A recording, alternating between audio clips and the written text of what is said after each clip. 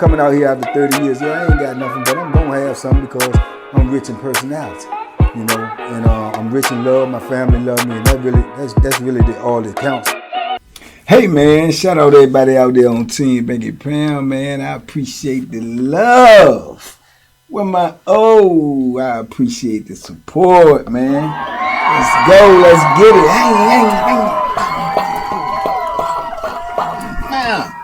We out here, y'all see I got the Canelo Crawford shirt on, man. Shout out to my brother, man, Coach Wacky, my guy. Appreciate you, man. Big love, big love, big love. You hear me? Listen, man. Let me tell y'all about the BOOBOO and Charles breakup to make up, man.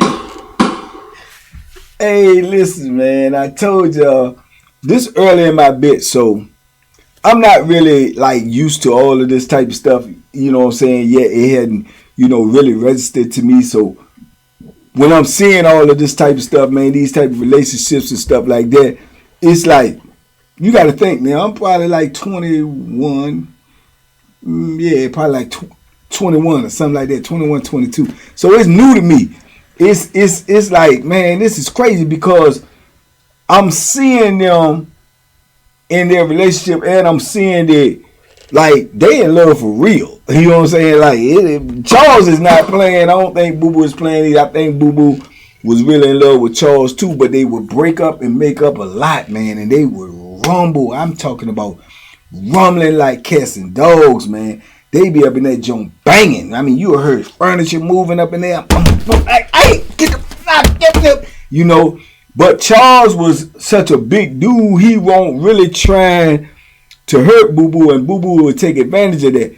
But Charles would put that pimp hand down on, would slap him open hand, but BOOBOO would really be punching, like trying to fight, and BOOBOO would grab weapons, ink pens, pencils, locks, everything, and you might see Charles rumbling. You might hear him rumbling at night, 2-3 o'clock in the morning. Y'all heard him in there fighting, bam, boom, boom, boom, and the police knew. This is what was so crazy about it. It was all like getting new to me, blowing my mind, because it was like the administration was with this, because they knew they keeping the cell together. As I went on later and later in my bit, and you had couples like that, and they got in situations, the administration would separate them on different camps. They would separate them. They would put one here or ship one of them off the compound. Not doing this time because it's early. This is late 80s. So they don't really, I don't think they really know how to deal with it. So I think they was more like, they was pro that stuff then. You could go to them and say, oh, look, they homosexual and I want to be in the cell with them, and they would do it. They would put them together because I think at this point in time, they was afraid of discrimination lawsuits or whatever the case may be. But in my mind, I'm like, well, ain't that, you promoting the homosexuality in prison? You know what they doing if they get together. You know what they doing. But at the same time, that was the contradiction in it, because if they catch them, doing what they do, they go into jail and get a charge. So I didn't get it. It won't, comprehended to me. And then at the time I was in the cell with an older dude that was from DC too. I always forget his name. It's crazy. I've been trying to think of his name for the longest time because it was an odd name. But he was definitely from the city though. And he used to be trying to explain this stuff to me because at the time he had been down for a while, which was crazy. I can't remember his name because I remember he had told me that he was in drug rehab one time in DC, and he was in rehab with what's the girl name that used to sing, and her father was a great Natalie Cole. He said they had hid Natalie Cole in a rehab in DC because they was trying to keep it out of the media, and he was in there with him. That was his claim to fame. He used to always say he used to chop it up with her, talk to her all the time, woo. But anyway, his name will pop up whenever it do. I'll let y'all know. But I've been trying to think of his name for a long time, because now you gotta think that was really a long time ago. We talking like 88, 89, you know. But anyway, so he was trying to explain, man, they be wild. Because I told you when I first walked in the party and I seen Boo Boo walk across the floor, I'm like, man, what is going on up in here? The shirt, I told you, he had on one of them shirts that was cut off at the shoulder, came down there. He had like little small breasts, he had green eyes. He was a light-skinned joker. You know what I'm saying? He had old big legs, old big butt like a girl. I don't know if that BBL stuff was in there, or he was that just was his body structure. But he looked and acted like a woman for the most part. But everybody know he's a dude. So I'm like, man, what the? And then see Big Charles, and that's it, you know. And he was trying, man, yeah, they be wilding, boy. Hey, they be lunching up in here, y'all. They been together, man. I've been in here with them a couple of years. They be fighting, and boo, they fight other people. They fight each other. And he giving me to me, but I'm like, you know, you young, so I'm like, man, this is insane, you know, to me. But it won't nothing to see Charles come out there. You heard them fighting late at night, and you see Charles come out the next day going to get some coffee or going to breakfast or something. He got scratches on his face. You know what I'm saying? He got a little red mark on his head. You know what I'm saying? And Boo Boo will come out and look like normal. You know what I'm saying? Because they've been in there fighting, and he just be trying to hold him away from him. But Boo Boo be scratching and fighting and, you know, punching him. And then next thing you know, the next day, they sitting down there lovey-dovey. You know what I'm saying? Like it ain't nothing never happened. So I'm like, man, what? Man, it was just weird to me. It was crazy because like I said, I'm green. So I can remember the time, man. So they had got into it about whatever it is they get into it about. And they was in the pod. And I kept seeing Charles saying, no, I'm telling you, no. And Boo Boo get loud and like, you don't tell me a thing. You think you ain't my daddy. And Charles just hauled off and smacked him. Bah! Smacked him. I'm talking about smacked him to the ground. Bang! He hit the ground and slid over and jumped up and just charged Charles and just was swinging all wild, swinging. And Charles like was just trying to hold him back. And everybody was like, oh. And then Charles like, come on now for the police. Come on now. Come on, stop it. And he was just going off, just swinging crazy. F you, I hate you. And boom, he just was trying to walk away. So he turned around and like I say, Charles a big dude. He about 6'4", about 220, 230. He was a big boy. So Charles is walking, trying to go back to the cell for the police notice. And as he walking, going back to the cell, Boo Boo was hitting them all in the back of the head, hitting them in the back. Boom, I hate you. And I'm like, man, this joint right here, shame. So I remember myself, I told you, they be wilding. So boom. Charles go on up to the room, go in the room. Boo Boo go up in there cussing and yelling and screaming. And then the next thing you know, they get the door open, they put the cut up. So when they got the cut up to cover up their door, but you can hear them in there. Help you, I hate you, I'm leaving you. I'm getting away from you. I'm tired of this. You won't put your hands on me. Who you think you is? Why? And they going all through it. I'm sorry, baby. I told you I'm sorry, man. I lost my temper. I'm sorry. And I'm like, man, this is unreal. So the next day, Charles go outside, lift weights, right? So when he go outside to lift weights, Boo Boo must have went to them people and told them people that he wanted to get gone. He wanted to get gone. So he pulling the Great Escape. So when you out for wreck, you can't come back in until his wreck call. So while he gone, I guess he had plotted his escape. So he go to the people, say whatever they say to him. They come, pack his stuff up, and everybody in the pod that ain't go outside, they looking, they like, oh man, he packing his stuff up, he moved, or he going to jail, or did they lock Charles up? Is Charles going to jail? Boom. But they see Boo Boo come out there with all the bags, got 2 COs with him, and they take him out the building. Take him on down the boulevard, take him all the way down to the other building. So now he gone. So somebody must have got word to Charles on the yard that Boo Boo, they done packed Boo Boo up and Boo Boo is gone. right? Because he trying to get off the yard, woo. Can't get off the yard. So when he do get off the yard and they let the wreck back in, he come back, he go running up to his cell. You see him come in the park. As soon as the side door open, he running. He get upstairs and go up, look up in his cell. He don't even get the door open. He look through the chuck hole and he see all the stuff gone and he go bam right back down the stairs. Boom, run straight up to the booth. Scooby, get out of the way. He said, hey man, where my cell partner go?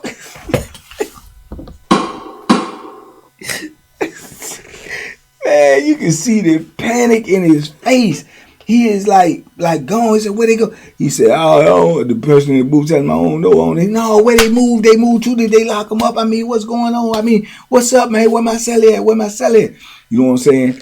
He trying to figure it out. And people trying to get to the booth, get their door open. He ain't moving, right? He ain't going for nothing. It ain't no good time to say nothing to him right there, too, because he blood bad. So I guess they eventually told him that they moved him. He was like, what they moving for?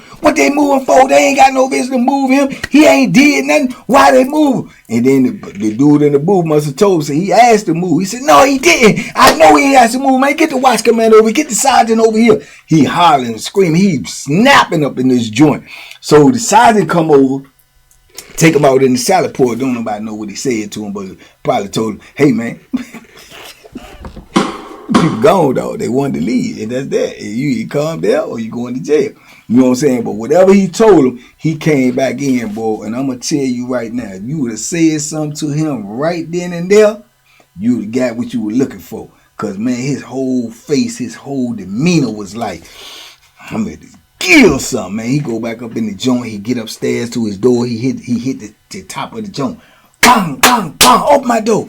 Bust the door open, go in. He said, close it. Close the door, put the cut up. Now, I don't know, jokers be lying, you know what I'm saying? Jokers just be talking to be talking, just want to gossip to be gossip. But people talk through the toilet, people talk through the vent. You got a vent in your room that you could basically hear what people saying next door and say next door to you. If you're in the middle on both sides, you can't. It depends on, you know what I'm saying, how loud they talk. So dudes said they can hear him up in there with the cut up crying. He in there crying like, it's a grown man, you heard me? And it just be like that. So boom, next morning at breakfast, I guess he done sent the word out. He trying to find out where he at. He trying to talk to him. He want to talk to him. He tell him meet him at breakfast. So we go to breakfast. You know what I'm saying? Back then, they busted doors for breakfast. You know, all the buildings be going to breakfast. You know what I'm saying? They ended up changing that later down the line. You know, it's, controlled movement. Everybody go to breakfast. So he going to breakfast trying to find BOOBOO. BOOBOO don't come to breakfast. He sending kites. He done wrote letters. He done wrapped them all up and got them all ready, sending them to BOOBOO. All that. I guess I don't know what's in it. Can't nobody say what was in it, but I'm quite sure it was a whole lot of I'm sorry, I love you, babe. You know what I'm saying? And telling BOOBOO to come outside or either come to child. So when you go outside, they on one side of the yard. Now we on the other side. It's a fence right there. You can't really get over there. Barbed wire, everything. You got to go all the way around. If you get caught all the way down there, you don't supposed to be down there on one side of the yard. You're going to jail, unauthorized area. So I guess when we had wreck, he go out to wreck. He just sent word for BOOBOO to come out. So he on the gate talking to BOOBOO. Asking him, why you leave? I'm sorry. I swear to God, I ain't gonna put my hands on you no more. I love you. Woo, this, that, and the third. And BOOBOO telling him, nah, I'm tired of that. I can't be around that no more. Every time you get mad, you put your hand, I'm sorry, baby, come back. I mean, he really pleading like, you know what I'm saying, like a dude that lost the love of their life. And BOOBOO was holding firm, like, nah. And then he started going into his jealousy rage. He like, well, who you in the cell with? Who they got you in the cell with? Is you in the cell with another girl? Who they got you in the cell with? And this is what really probably set him off, because BOOBOO said, don't worry about it. You know what I'm saying? So then he started going into, oh, so you in the cell with a dude? You moved down there to be with somebody else? I'm telling you right now, don't make me stay here for the rest of my life. I'm going to kill him. I swear to God, I'm going to kill him. Hey, dude. Dudes is walking the track, and then when they get around where Charles is on the joint talking to BOOBOO, you see them slow down because they trying to, birds picking up seeds, they just being nosy so they can get the information. They then be running around talking about it. This how information be spreading on the compound. You know what I'm saying? Dudes heard stuff and then go put it out. Once you put it out, it's going. That joint like emails, it's going to everywhere. Man, Charles out there begging Boo Boo to come back, trying to find out if he in the cell with a dude or not. So the joke was crazy, right? So he going off on him. And Boo Boo telling him, don't worry about who I'm in the cell with. I'm going to find out. I swear to God, I'm going to find out. Don't do me like this, baby. Don't leave me like this. Don't do that, man. I'm telling you, man. You can't be with nobody else on this compound. I swear to God, you can't. I swear to God, man. I'm going to get a charge. I swear to God, you can't do that. You know I love you all this. I mean, it was sickening, man. I'm talking about, man, you know.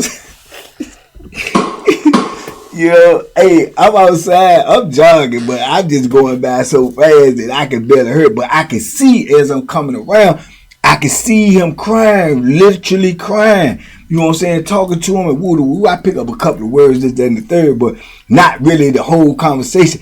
You gonna get that because all the nosy dudes is out there. Other dudes will get out there, real talk, and post up. And not just because of Boo Boo and Charles, or just on anything that you might be talking about. Dudes will get up and post up close to you and act like they doing something, but all they doing is just being nosy, birds picking up seeds, and then go back and gossip like little girls themselves. Man, it's crazy in the penitentiary. I'm telling you, you got to be aware of your surroundings, not just for danger, just for, you know, gossip and rumors and lies, man. You know how many dudes and got their head split open and got hit up with that Bethlehem and got, you know, their nose broke, jaw broke for getting in other people's business.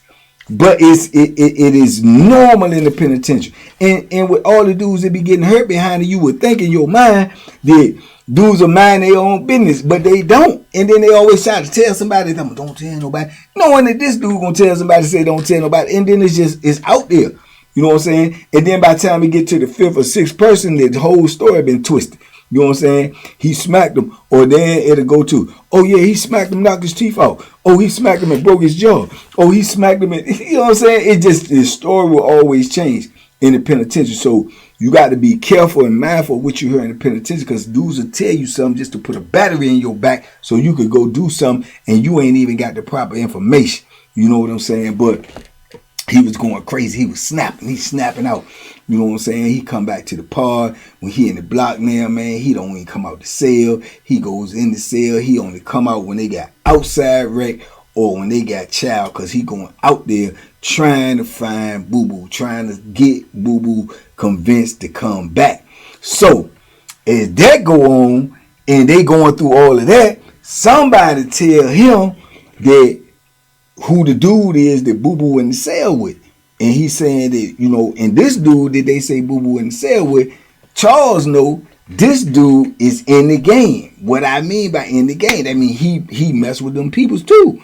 So in his mind, if Boo Boo was in the cell with him, then Boo Boo just made up the excuse about them so he could go down there and get with dude.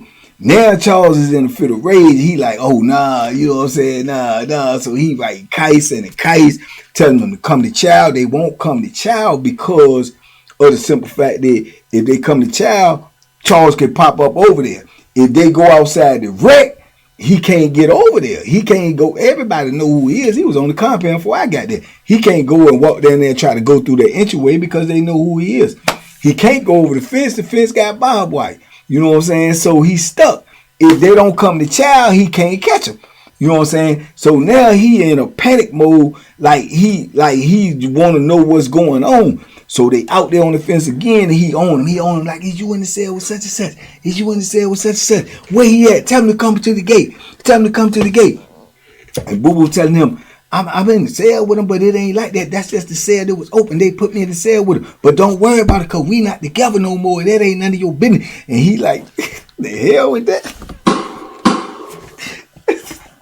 He like, the hell with that? It is my business. I'm telling you right now, you better get out the cell with him. I don't care. You better get out. Even if you don't come back down here with me, you better get out the cell with him and get in the cell with a girl. Either get in the cell with a girl or come back down here with me, because I'm telling you, I'm not going to be able to take it. I'm telling you, man, you going to make me go, you going to make me do something I don't want to do.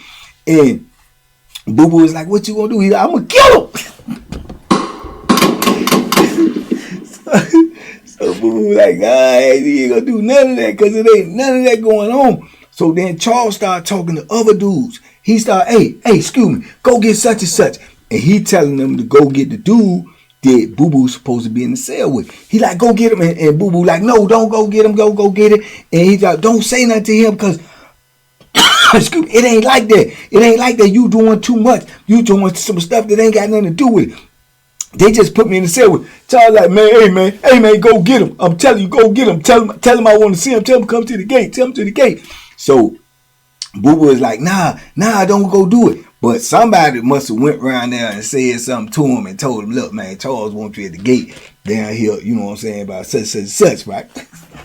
So he come around there. So BooBoo and Charles still going through their thing. They still talking. And look, it ain't like that. Don't worry about that. But we ain't together. Blah, blah, blah. So dude come around.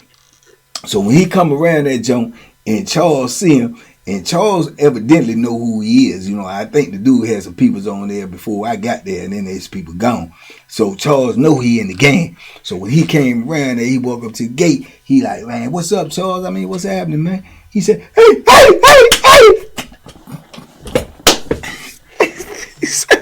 Hey, you in the cell? You in the cell with my peoples? You know them my peoples, right? You know them. He said, yeah, man, the people, they put the people in the cell with. He said, but if you in there with them and you trying to mess with him. He said, no, man, I'm just in the cell with him. He said, I swear to God, on everything I love, man, if I find out that you in there trying to mess with my people, man, I'm going to kill you, dog. I'm going to kill you.